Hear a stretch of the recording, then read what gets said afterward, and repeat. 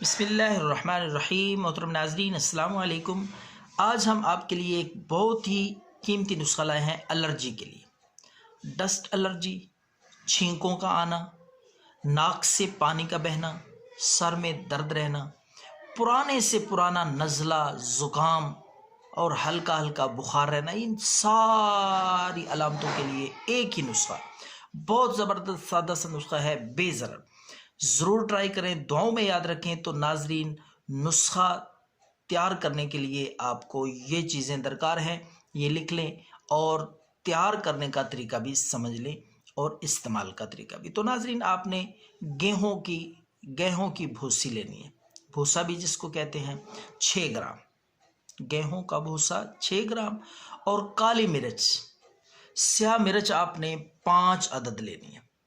اسی طرح نمک، سفید نمک خوردنی جو گھر میں عام طور پہ کھانوں میں استعمال ہوتا ہے، وہ نمک آپ نے 1 گرام۔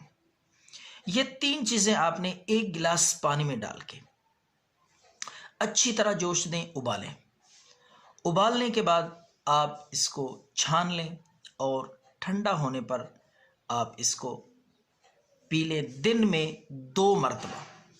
دن میں یہ تازہ بنا کے آپ نے 2 دفعہ یہ سیرپ یا قہوہ کہہ لیں استعمال کرنا ہے۔